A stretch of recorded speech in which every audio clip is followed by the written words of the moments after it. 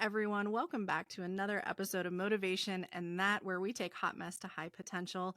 And I am really excited. Behind the scenes, there's been like a month off from recording, which has let me get into a little bit more of the local flavor of healthcare and leadership and all the good stuff this fall.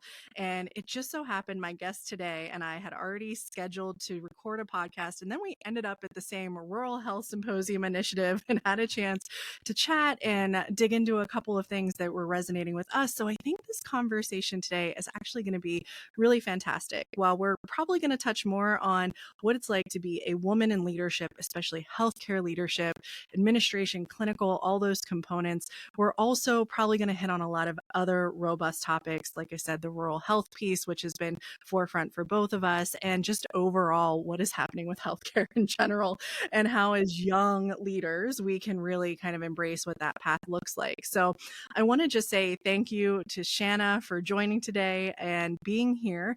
Our background is we're both from the federal sector. So we were regional, national, all those components for federal healthcare within the veterans world. And over the last few months have both taken opportunities to explore new things. And I think it's great because as you've heard on some past episodes, this has been tough on a lot of us. Who are we if we're not federal employees, and what does that look like? And Shannah, I know you've got a new role, so you've been able to start kind of diving into that a little bit more. And it's a great chance to really peel back this piece of, who are we as people, as our careers shift and change and move, and we're learning and developing. And I'm thrilled to have you here to be a part of this conversation. So without further ado, Shannah, please introduce yourself to our audience. Tell them a little bit about you, what you're doing, what you've done in the past, how did you get here? And then we'll really start kind of digging into this fantastic, never-ending conversation on imposter syndrome and what it means and how we're kind of taking it head on.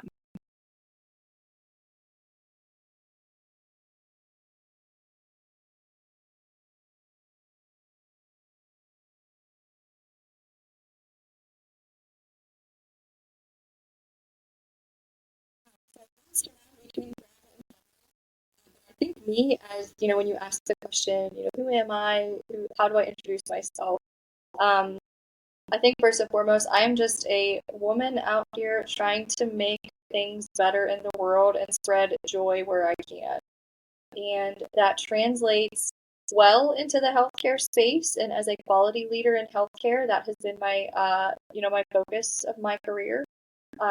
But that also translates well into other areas of my life. And I think, as you said, this concept of imposter syndrome and how it kind of really bleeds into everything and every part of my life and how it's, impacted me. And like I said, I am a healthcare quality leader by trade, if you want to call it that. But I'm also a nurse and a trained clinician in that side of healthcare. But then I'm also a mom and I'm a wife and I'm a daughter and a sister and all of those things that we don't always think about how imposter syndrome impacts that part, but it certainly does, and it certainly plays a role in either helping said syndrome or hindering said syndrome. So I'm just excited to be here. And when you threw out those feelers of, doing this podcast, what are you passionate about? I'm like, oh, pick me.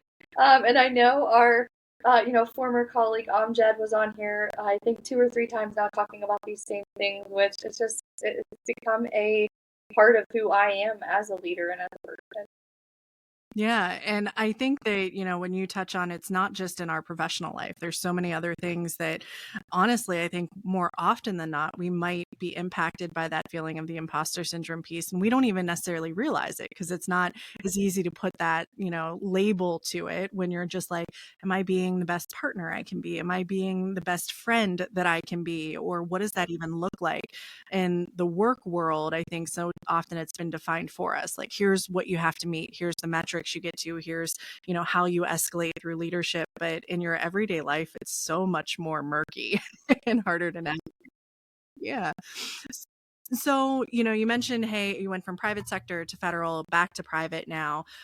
What does that quality career look like? So, for us in healthcare, we know quality generally is more on the clinical side of things. We're thinking about our patient safety, are the patients getting the best quality of care they can get. It's kind of broadened a little bit more since then. We've got this regulatory piece. But if you had to describe that journey into the quality world from kind of straight out of, the first education piece, like right out of college, what did it look like? And how has it changed over the last, 10 years or so? So I can tell you, when I was fresh out of nursing school, I did not really know what healthcare quality was. Certainly not to the level of which I understand it now. I would say that healthcare quality at times maybe gets a kind of a buzzword to it. We say things like quality is everyone's business, quality is everyone's job, but we could certainly say that about everything in healthcare. And the reality is, to have a truly operational, efficient, high quality healthcare product, everybody has to be just as important at the table, and everyone has an important role. And I also think that's where I saw imposter syndrome creep up, because I didn't really know what healthcare quality was, and I didn't understand how I could impact it with the knowledge, skills, and abilities that I already had, but how to fine tune those. I do think that healthcare quality, there's a school of us that we really think we know what it is, but do we really? Because it is evolving just as rapidly as everything else in this space. You think about things of adding AI into a clinician workflow, and how does that impact their workflow? But how does that impact our outcomes? And how does that impact the patient experience and their perception of healthcare? How does it impact me as the consumer of healthcare? I'm a patient too for certain things. Um, I have found, though, that healthcare quality is a role that I didn't know I wanted, but it has taught me so many things about myself that I didn't know I needed to learn. In in very hard ways, but that's what I've learned. Well, and I say this in love because my mom was a nurse, and when I was first in my administrative kind of career, one of my rounds was to sit with the nursing staff at a local rehab facility. And I remember one of them just looked at me and she said, "I don't know why you're here." It was just one of those like, I don't have time to teach a non-clinical person about our processes. And I called my mom and I said, "Mom, you didn't tell me nurses eat their young. Like, what is happening right now?" But it was a fantastic learning opportunity to reinforce you're the expert. Just tell me what you want me to do right now that I'm allowed to do. And so I think of that in moving from this bedside kind of nursing component where you have, I don't want to say direct impact on what that quote unquote quality looks like. Is the stick right? Is has that patient gotten that care, to then being a little kind of couple degrees removed from it. And so thinking about that initial career imposter syndrome piece, like, did you go in with a little bit more confidence that I can do the bedside nursing? This is what I've been trained to do. But then as that shift started to move, like you were saying, the hardest lessons, into maybe not as much being on the unit, being on the floor, where were those first times where you're like, am I able to do this? Is this really something that I'm capable of? I can tell you my first exposure to imposter syndrome, and I didn't know it at the time. It was actually when I was still a clinician. And I unfortunately had a patient that had an adverse outcome throughout their stay. And at the time, I was doing what I was instructed to do, educated to do, what I was trained to do. And unfortunately, because of a series of events, this patient had an adverse outcome. So much so that the attending physician at one point called me out in front of the entire staff. And I was a baby nurse. I mean, I was 3 months out of school, and I remember in that moment, I didn't know what it was, but I remember saying to myself, "You have no business being here. Like, you're working in an intensive care unit that sees the sickest of the sick in the region. You have no business being here." And again, at the time, I didn't know that's what it was. So then fast forward to my first real role in quality leadership, and I'm having those same thoughts of everyone else around me has been a nurse for 20 plus years, and then they leave the bedside and go to quality, and then they do all of these things. So thinking like, I don't have the years of experience. I don't have the letters behind my name yet. I don't have, all of these other things that a lot of my colleagues that I'm encountering have done, it was almost a daily, truly asking myself, what are you doing here? Like, you're not qualified to do this. You're too young. You're too this. You're too that. And it was actually funny. My younger sister was the one who first said to me, you have imposter syndrome. And when I told her I was coming with you to talk about this, she jokingly said, make sure you say that I was the one that introduced you to it. And I said, well, I'm not going to say that because you told me to. It is the truth, though, that she was the one that really opened my eyes to the concept and kind of started being that mentor for me of here's what it really means in the professional space. And like you touched on too, as a female in a leadership role in healthcare, we see it often, and I would argue a lot more frequent than some of our male counterparts. And I think, and this is, again, my biased perspective as someone who's been in the industry, is that there's kind of a hierarchy, right, of healthcare leaders. You've got physician healthcare leaders who have the medical degree and potentially the administrative kind of forethought background, have gone through that training too. And then you've got the next round of clinical leaders who know the clinical side of things, and also, if they're really good on the administrative side, kind of rise up to that cream of the crop. So your therapists, your nurses, your NPs, any of those groups. And then you get your administrative folks, your finance people that, have to get the money there to get things running, and so on and so forth. But when we think of who's filled those roles historically, your physicians historically have been white males, living in those roles. And then the nurses were historically females, also generally, white, of whatever it might be. So then you have all those sub layers in there. And so even when you just kind of dump that out there, you're already at a point where you're not necessarily at that top level of the crop. You're walking in and someone may already, or your assumption is someone in here already knows more than me. And so you're maybe feeling kind of a step back, a step down. When you're in those spaces, have you seen that change over time? And has it, I don't want to say even gotten a little more muddy because we're getting so diverse in who makes up those kind of C-suite areas now? It feels like everyone in there has got weird imposter syndrome and no one wants to talk about it. Yet we've all placed people into their spots, and now we're like, you act like I expect you to act, and I will probably fail at how I think I'm supposed to act. But how have you seen those dynamics shift over time? Because I do think there's been a significant shift. I do too.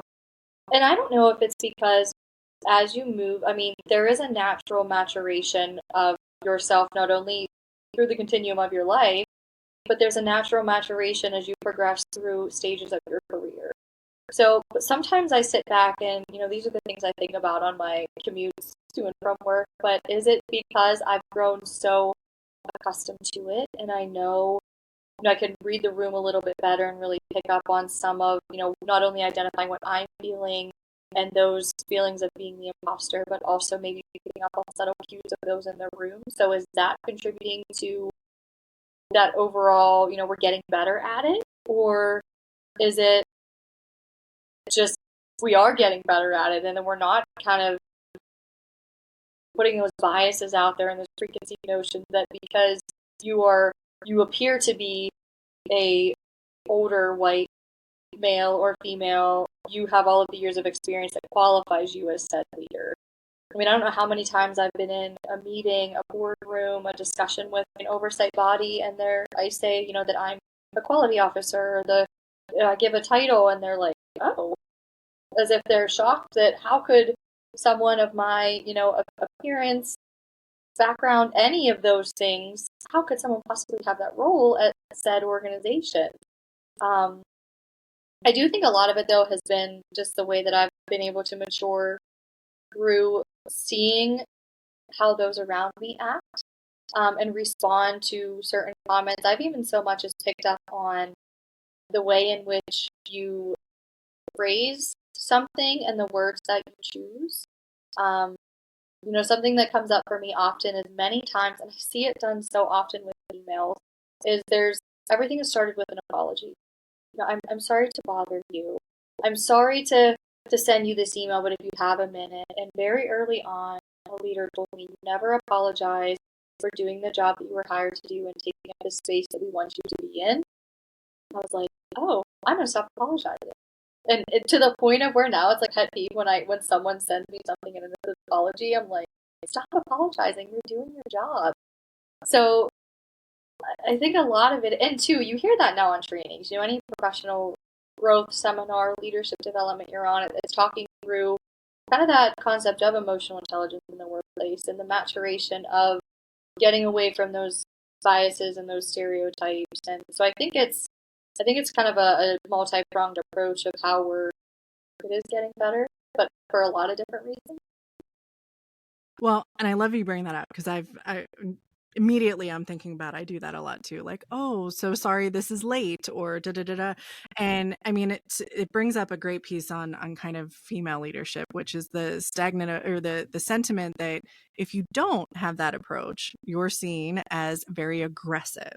And you've got this air about you, if you know better or whatever it might be. And I know women to women have struggled with that. So it's actually women judging women more often of, how come you're not soft? How come you're not, warm and cuddly as a leader? And, we're almost worse judges of each other for it.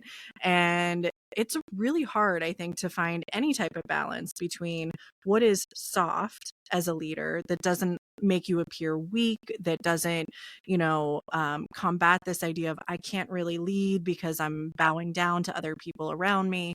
So what have you found has helped with that journey of yourself? Like that moment of, someone might not be happy that I've changed my style. And what's that inner dialogue like for you? Because that's tough.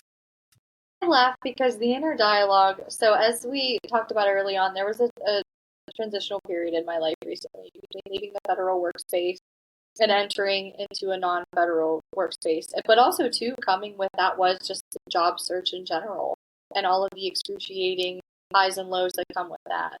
But I laugh because I would say to my sister often when we would talk through that phase of my life, I would say to her, I wish you could see the inner monologue that I've got going on. And it was truly, this side is saying one thing, this side is saying another thing.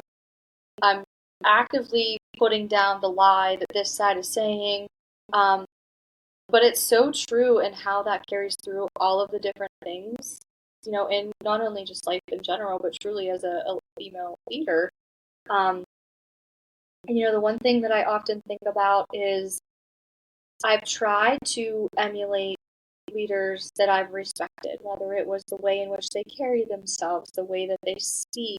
Maybe it's just how they've led a project. And what I've found is the minute that I try to deviate from being my true self is when the imposter syndrome creeps up the most. And I think saying that out loud, it defines it, right? I am trying to be not the version of me that I was created to be. And that's when it is its ugliest form. Now, also, there are things, that I've tweaked throughout my career, or how I maybe word something, or the tone, or I often have to work on facial expressions because sometimes my face gives away everything I'm thinking. So there are tweaks, but it's when I have really stepped away and tried to be what I thought said leader was supposed to be for whatever the reason, was when I was in the deepest pits of the imposter syndrome.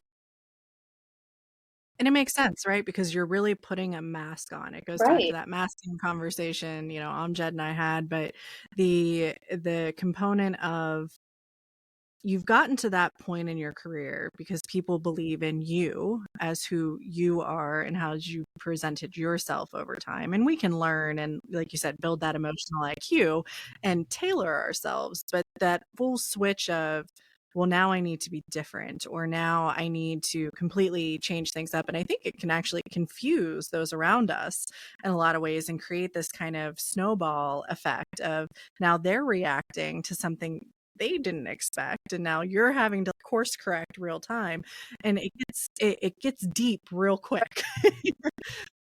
And having to then level set, but that goes, I think, to life. So I mean, I will marry this in as we go along, but while we're also in this stage of career, so I love the idea of, we're early careerists and we're navigating. It's also when we're getting married and when we're having children and when our parents are aging and our friendships are changing. And so there's so many opportunities to question yourself. And I'm sure that they kind of intersect together, but it sounds like your relationship with your sister has been a great one to bounce a lot of these off of. But were there points in life where you were just like, wow, there's a lot of things going on right now, and I don't really know who I am in this moment? Everything's happening at once.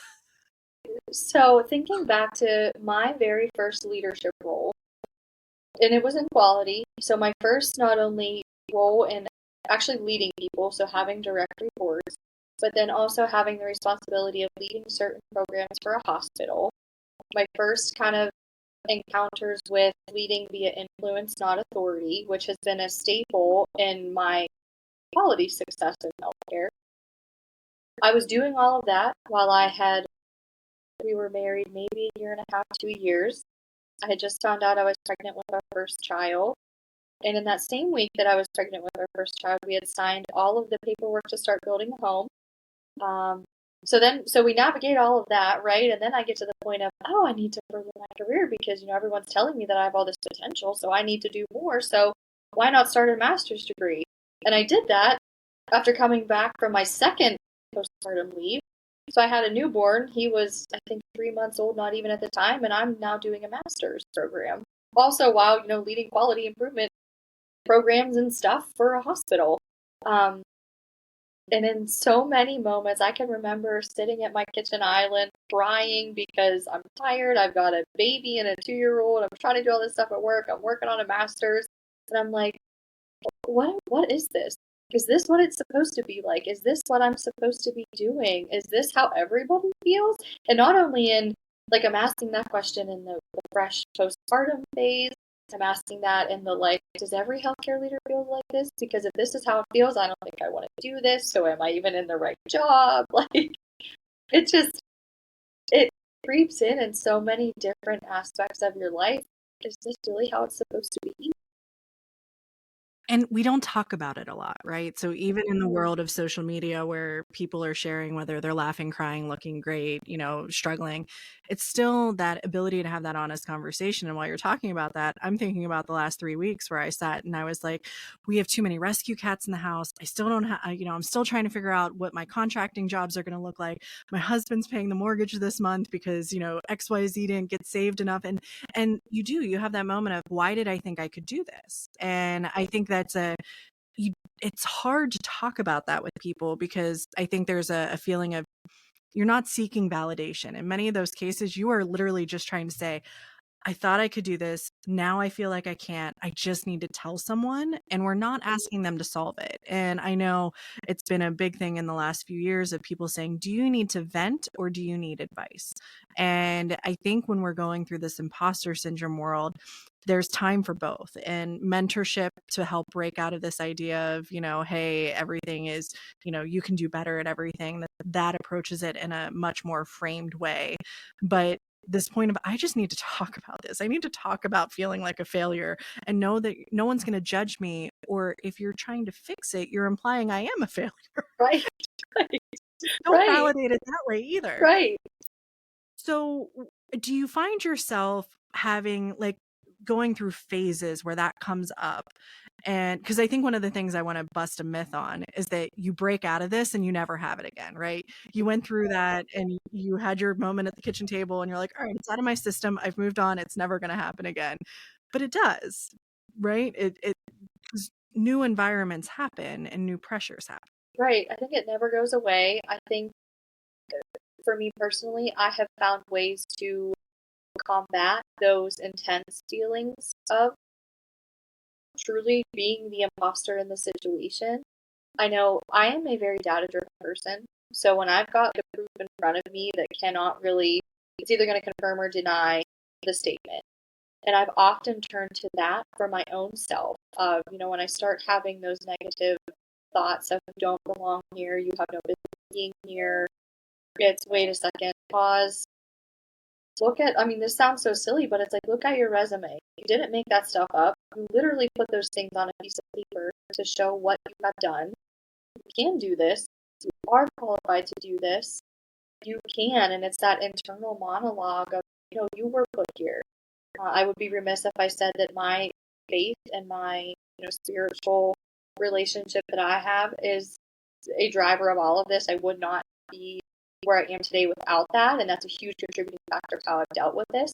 But the reality is, in practical terms, it's disproving the lie that is in front of you and doing it with the data that can back it up. And you can do that. Like I said, I've done it in ways where I have this monologue with myself, but then there's also ways that you can do it in a respectful, tactful way. And, there are times that you get put in these situations in a meeting, in a boardroom. You've got a very split second, two choices. You can either, succumb to that pressure of, yeah, I guess I don't know what I'm talking about, or you speak your truth of what you know it to be based on the data that you have, and you do it in a confident way. No, I'm not the imposter. I do know what I'm talking about. I have the data to support this. Which is then, then that spirals into that whole, you come out of there like, yes, I just rocked that. That was amazing. That confidence boost is like, I am where I'm supposed to be, which is super fun. Well, and in today's day and age too, I think your piece of combating the lies, right? And how many ways we can do that. And I'm curious on some of the terminology you tell yourself. Mine is, we're all adults here. It's not my fault if someone else can't just get over the fact that they didn't like what I said or how I said it. Or everyone's got a goldfish memories these days. You're going to start scrolling on social media and totally forget about that 2-second interaction we had at the coffee shop where I didn't know how to count my change out or something. Like all of those instances. And it's almost like you have to put them on a mantra. All right, start playing your combative conversation that reminds you are a small pebble in this giant ocean of life that's out there. But what are some of those, reflections that you use to tell yourself? You've touched on a couple of them, but what are the data points that you remind yourself to take a look at? You mentioned your resume. Are there other ones that have been really helpful? I think just personally, both in my personal life and in my professional life, and like I said, I come back to there are what I consider to be truths of that I was made, in my creator's image. I am called to do this. I am, and sometimes it's like, no, I am loved. I am worthy. I am. So some of those affirmations that I know many young parents I see when I look at the young parenting side of the social media, let's do our daily affirmations. I know Snoop Dogg has daily affirmations, which are actually really amazing. So even down to the basics, like what are those daily affirmations that we as adults need to tell ourselves that we are enough, we are worthy, we are called to do these things. But then in that professional space, it's, I know what I'm talking about. I do know this. I am here for a reason. I am qualified to do this. And there have been times that I've been nervous about whether it's a presentation or an upcoming discussion, but I've literally done the power stance. So the power stance where you like literally stand, arms at your side and you like puff out your chest like a bird and you're like, no, I got this. Like I am Superwoman. I am gonna tackle this. But those are the things that at times I continually have to tell myself, like, you are meant to do this. This is what you were called to do. But it's not always easy. I know over the summer when I was job searching, everyone told me, oh, you're so qualified, you're so talented, you'll have no problem finding a job. And then rejection, rejection, rejection, multiple interviews, rejection. So the reality of what's in front of you starts to make you question, am I that good? Am I really? I have the data to prove it to myself, but am I really? And that inner monologue, stop, that's a lie, stop it. You are talented. You are where you're supposed to be. What your next part of your life, your next chapter is coming, and all of this grief that you're going through is prepping you for that next chapter. And I think that's been what's really the most impactful for me is continuing that. Nope, stop that lie. Stop it right now. You are called to do this. You are where you're supposed to be. And I'm. Yeah, it's a new lesson in trusting fate, right? That, okay, that one didn't work out because I wasn't supposed to be there. Or you look back and it was like, did I really just want that because I'm afraid I won't get something else? It still wasn't the right fit. Maybe it wouldn't have worked out really well. So And I love your power stance. It makes me think of, for anyone that's a elder millennial, Cool Runnings, when they took, Junior into the bathroom and he's like, I see pride, I see power. And I love that movie. And I used to tell myself that all the time. I'm like, if Junior can get up there and run a bobsled, we can do anything. Because you just think of everything that's stacked against you. And you might not be the best. You might not get the medal. You might not be at the top. But is there also something in it that's fulfilling for you? And I think in the world, imposter syndrome has been so spun up because we're trying to meet someone else's expectations of us. And that question of what's your actual expectation of you? And so I know this wasn't one of the questions out there. You probably don't have anything prepped for it. But if you think about yourself and you think about you as a quality leader, what are your expectations of you? And then I'll take it to the personal side. What are your expectations of you as a mom, as anything? So, like, shutting that noise out, what does that look like? And how different is it than what society may tell us we're supposed to be or supposed to be achieving? Found this has become like a mantra for me in the professional space that my job and my goal in whatever I am hired to do is to leave it better than the way that I found it. And whether that means that we've got an entirely red dashboard and I'm able to get the majority of it to green, or whether that means that you had a team that couldn't trust any part of leadership and now that they do. Or maybe there are those unspoken things that I may never know about in terms of the impact. But my ultimate goal is to be that unique, truthful me in the professional space to make it better than the way that I picked it up and whatever that looks. And maybe it's something so small that nobody even realized it was better until years after I'm no longer there. But that is to me my ultimate goal as a quality leader. Now, if we wanted to go technical, I've got very specific goals when I come into a program of like, all right, I want to get us to here by this date, and we need to kind of readjust how we're looking at this process. And I mean, I could get very, very technical, and I'm sure that's a whole other topic for discussion, but that's just it professionally. And then personally, it's, I have on my desk, and it is in the form of a prayer, and it has come with me since I started in leadership. But it's really the purpose of it is just it's saying, Lord, help me to be who you called me to be today, and whatever that looks like. And I think as a mom and as a wife, it's just that you've clearly given me this mission field as a wife and as a mother. So how do I instill in them those core values that I have, as a human being, essentially? And how do I lead them to maybe you're not liked, but you're showing joy and you're showing love in what you're doing? And the same thing, as a wife, how do I continue to show the love and the grace of what I'm, called to do in that space and in that mission field? And I think they go very hand in hand of I'm still trying to share that same joy in the workspace, but, in that professional, maybe a little bit more HR centric way, and just going and telling everyone that I'm here to spread joy and love and make it better, but they really do. And I think that comes back to being that true to me approach. I stay true to me and what I believe in, and that then, follows through in everything else. But that was a hard lesson learned because of you're looking at, well, they're talking that way, so is that what I'm supposed to do? Or they're structuring their meetings this way, is that what I'm supposed to do? And it is hard to find that niche for you. Yeah, that phrase of comparison's the thief of joy, right? So, as you compare yourself to others and, maybe losing touch with that, who am I? And just being honest. We're both from Southwestern Pennsylvania. So so not only are we in this very small healthcare community, and we're also in Southwest PA, which while the Steelers travel really well, we're a very close niche group. We're a lot of small towns, even in Pittsburgh. The joke is, you're one bridge away from someone that you probably know or you're related to.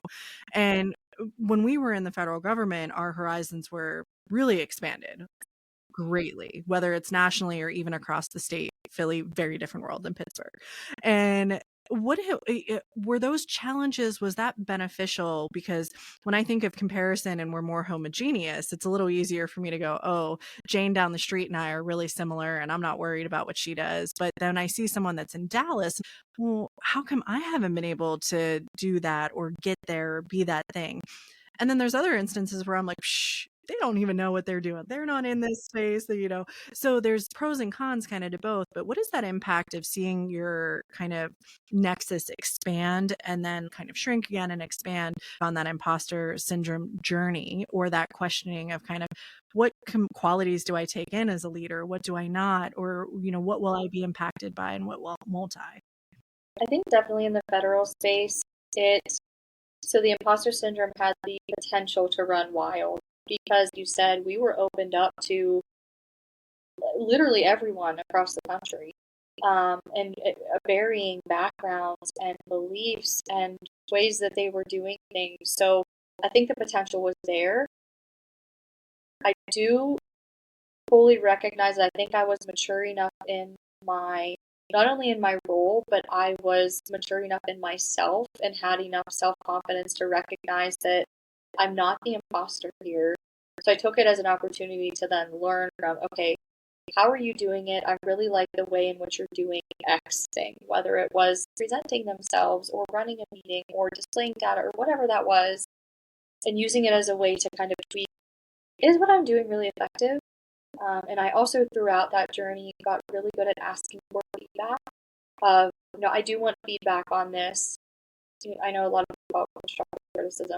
I just wanted feedback. Was it effective for you? Was message sent, message received? So taking all of those external influences and really resources that we had access to and using it to make me a better me, which then on the flip side, and honestly, I entered the federal space thinking that I was going to be there until retirement.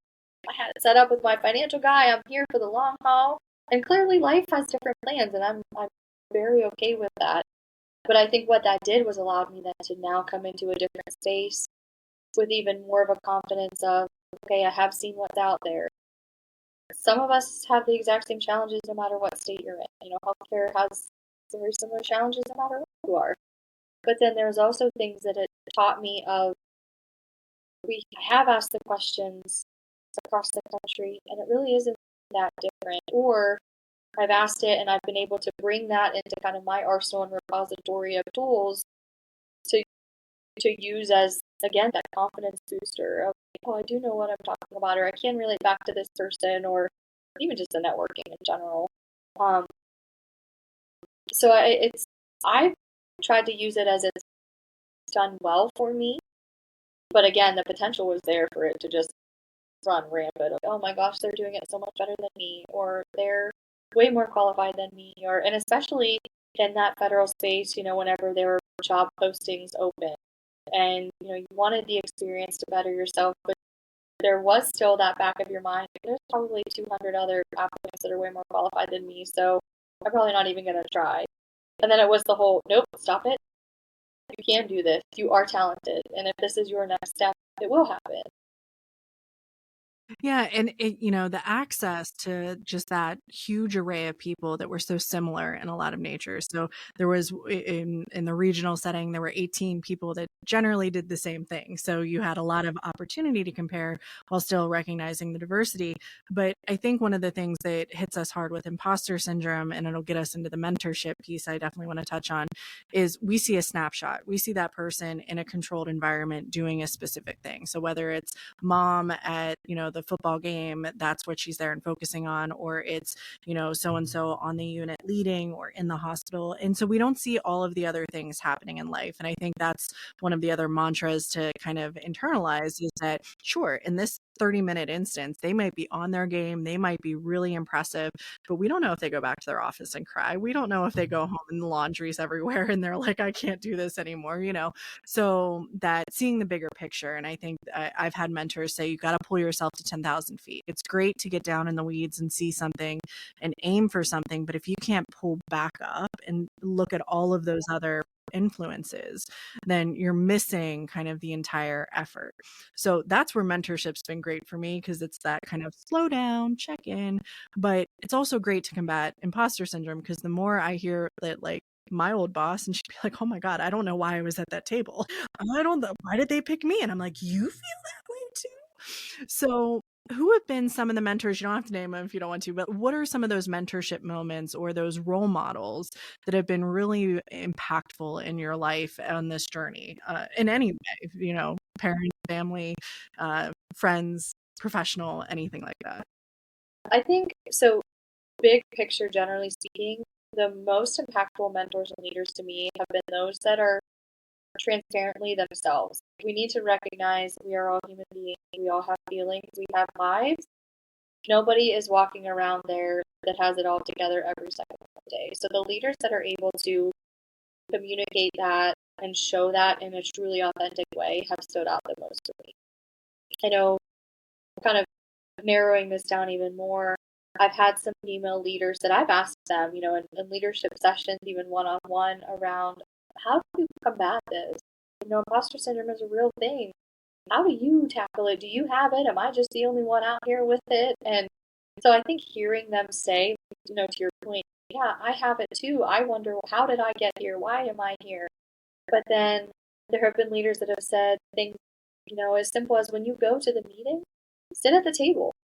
You're invited for a reason. Physically sit at the table. Don't sit at the chair in the back of the room and wait for the table to fill up. That one has stuck with me. I've had leaders that have said to me, you were there for a reason.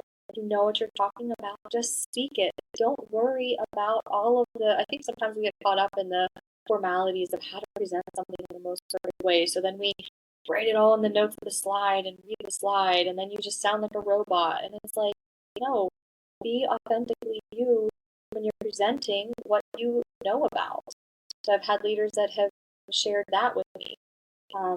I can tell you there are some female leaders that when I first came into VA, when I saw them, it was that, oh, I want to be like them. I don't know what they're doing, but I want to be like them. That's who I aspire to be. It's just their presence and the way in which they, command in a positive way. They command respect, and they clearly figured out how to influence the masses without being, a dictator. So that has been so powerful for me. But honestly, I think the most impactful thing for me, aside from my kind of personal prayer life, is just connecting with other people who are in the same phase of life, whether it's, specifically with young children, or whether it's as a female leader, a young female leader. I mean, that's the reality. I'll call out the elephant in the room. People have said to me, oh, you seem young to be in that role. And my initial reaction is like, internally, here we go again. I'm not too young for it. Okay. But it's, kind of using that as to fuel that positive next step. But connecting with people who are in the same space as you to kind of reaffirm that you're not the only one that's doing this. It is normal to, maybe you do have to cry after a hard discussion, because it's hard. You're working with people, and tough conversations are just that. They're tough. And you're allowed to feel upset about it. So just kind of connecting with for me, it's been female leaders, because we really just understand some of the outside forces that are impacting you for whatever reason. I will say, I am going to name drop. I name dropped my sister. But I will say, and I know you know her, Kelly O'Connell, who we worked with in VA, was a phenomenal mentor for me. I don't think she quite realized it at the time, but the lessons that she taught me as a strong female, and making your voice heard, and being strong in the way in which you're presenting information, sharing it, and holding your team accountable in a way that's not a dictator, but a true mentoring leader. She taught me so much in the time that we worked together. Yeah, and you mentioned, hey, you're young to be in that role, and I think it's another one where it goes back to that. Did you apologize when you started? I always would say, well, that's because you can't see the gray hairs right now. I wanted to make myself older so they would take me seriously, instead of the difference, which is, yeah, I've worked really hard to get here already. I put in the time, the effort. I'm young, but I'm qualified.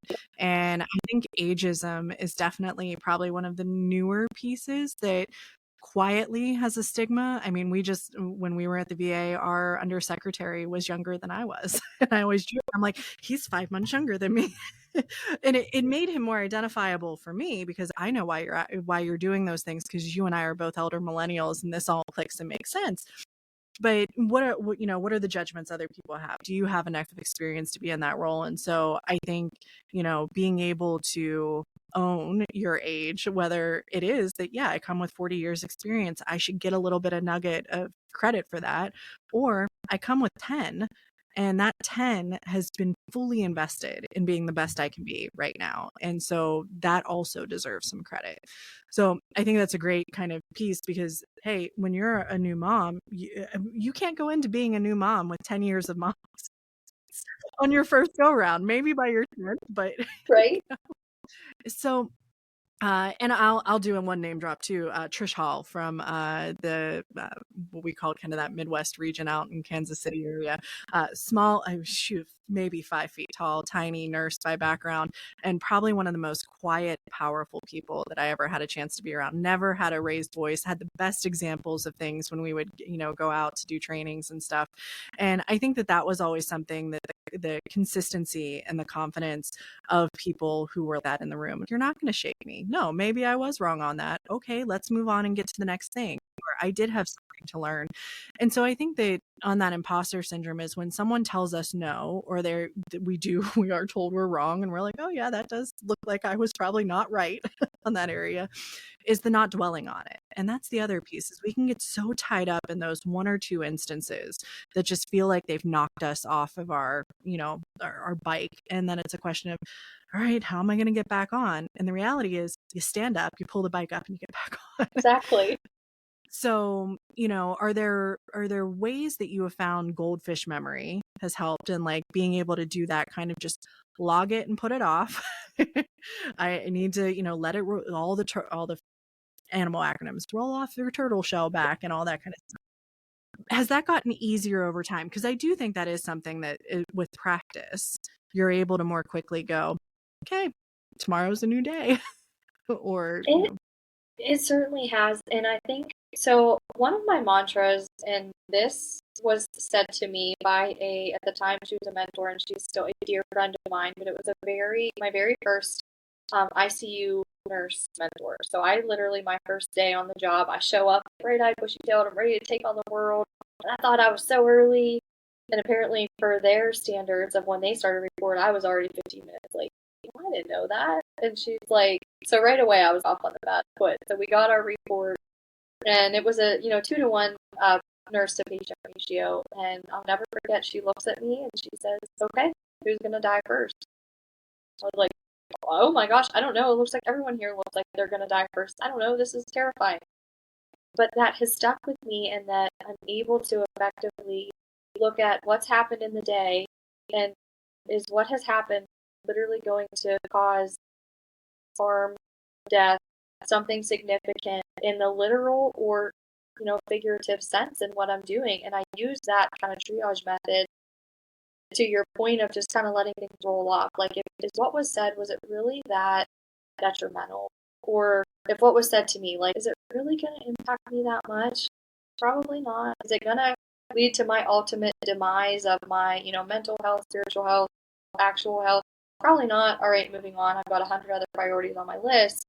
Or maybe it was something that, had some significant impact to me that we need to sit in this, and maybe we do need to address it, because there is longer lasting impact or harm, whether it's me, my team, the project that I'm leading. But I've found that being able to effectively triage what's happening, and that does, I recognize that comes from my clinical background, but that has been so beneficial in allowing to just, the goldfish memory, whatever. And if someone else brings it up to me, I'm like, I didn't even remember that happened.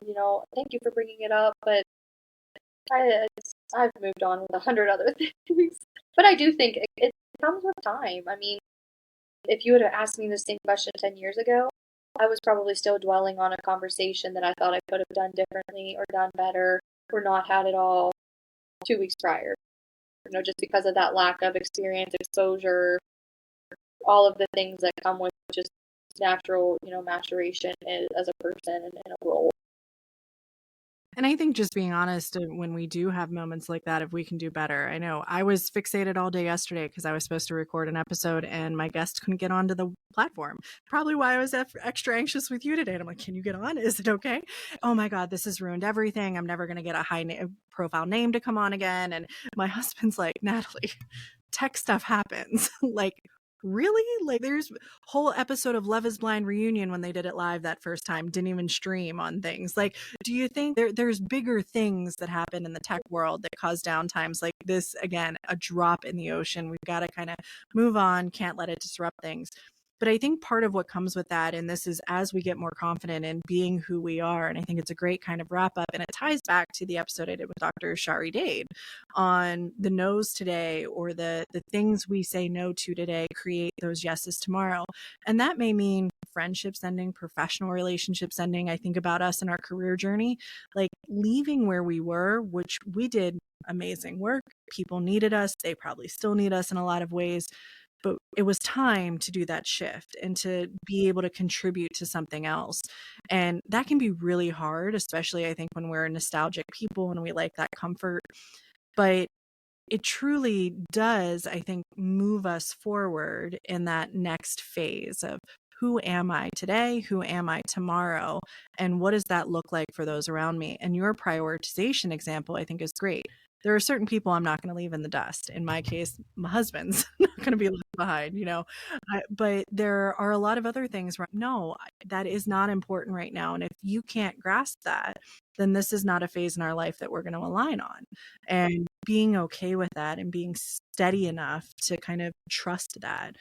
And I think that's hard to measure for a lot of people. It may feel great today and then tomorrow, I can't believe I said that and let that go. But has that been something in this shift back into kind of private sector, back into the community healthcare versus our federal world? Have you seen that kind of, is it a little easier this time around? Maybe because there's new ways to stay in touch with people that we knew in the past, or new opportunities to get involved in other ways, or because of our climate, has it actually been tougher because there's more judgment maybe on why did we leave, or did we leave behind a population that really needed us? So as we kind of close out, what is that real time in the last few months been like from that transition piece? And have you questioned more, or have you felt more confident as you've moved into this next step? I think so. In this real time, real moment right now, I'm more confident. However, confident because I have a job, I have an income. It was almost like what I was telling myself was validated through the act of securing a new role and a new priority. In those moments of uncertainty, I think it was harder to know that truth of I am, just the affirmations that I continue to tell myself, I am worthy, I am called to do this. I think there is a newfound, I know for me, there's a newfound level of confidence stepping into this space and kind of reflecting on, I listened to Dr. Shari's episode, and that was phenomenal. And, you said it, the way in which she presented it of, saying no today creates the yeses for tomorrow. And as I was listening to that episode with her and hearing you say it again, in the context of this question, saying no to that continuing employment in that federal space opened up the yes for where I am right now. And I think it's building upon being able to recall the no's in your past that for whatever reason, even if it was the most painful no you've ever experienced, you're at a yes because of that no. And being able to recall that and walk through that in a way that shows that that was meant to happen, that was part of your story, that was, sharpening you for what was coming next. Which again is tough to do. I recognize that. There are days that I'm like, what did I say no at the right time? But ultimately, it has gotten a lot easier. But again, it's staying rooted in this is who I am. I'm not really changing who I am. This is me. And if my skills, talents, abilities, the whole me is meant to be in this space, it will be. And I'm going to do the best that I can while I'm here. And when it's time to say no for another yes, I'll know that. And I'm saying that both personally and professionally, and that covers all the things. There's not one specific thing I'm thinking of, but and it's a great 360 back to, instead of fixating on the things that make us feel like we're false people and we have masks on, that if we fixate on all the things that we thought were horrible at the time and we see the butterfly effect, right? And I've always said if I could go back, I wouldn't change anything. As horrible as some of the things that have been that we've gone through in life, because I'm here in this moment, I would not want to risk not having this moment. And I got fired from an internship. It landed me a congressional job after that. Someone had to help me find placement, which got me my first job, which got me my degree, and so it's all these things. Okay, getting fired was probably the best thing that happened to me at 21 years old, and I thought the world was ending. And, but those doors then subsequently that opened.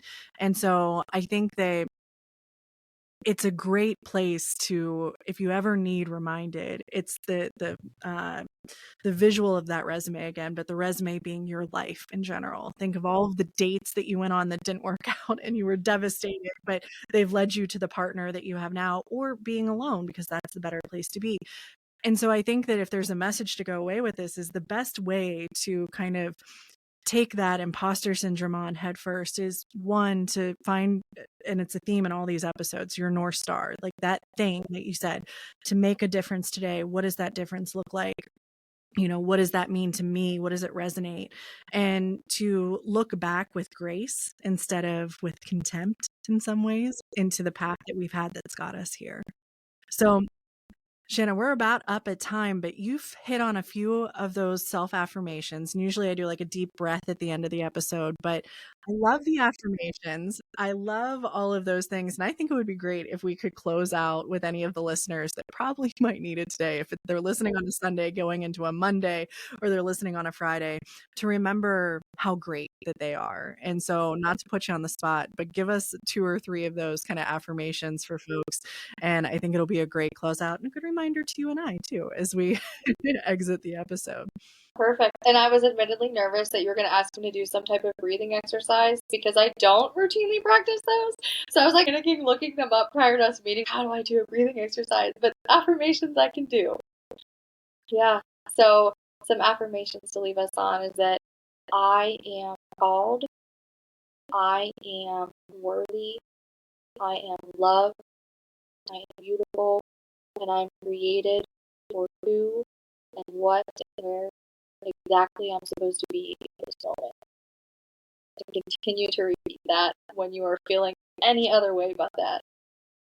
I love it. We'll probably clip this and make sure it goes into its own little thing that folks can just hit repeat on their little reel player. But it has been a great conversation. And I hope that, having both of us here, one from, 2 different sides of the healthcare industry, and we've had the same kind of experiences, the same second guessing. And, it brings us, we're far more alike than we are different when it comes to these paths that we're on as leaders and as people in general. So Shannah, thank you so much for joining. If people want to connect with you, LinkedIn probably best way to do so. Yeah, let's start with LinkedIn. And I know you have that information, but let's start with LinkedIn and we can go from there. Awesome. It'll be in the description notes for anyone who is interested. And Shannah, thank you so much for taking some time today to talk about this topic that I don't think any of us can get enough of, because it doesn't have a magic sauce. It's what works for us and how we empower ourselves to break through it. So thank you. Thanks, Natalie. It was a pleasure.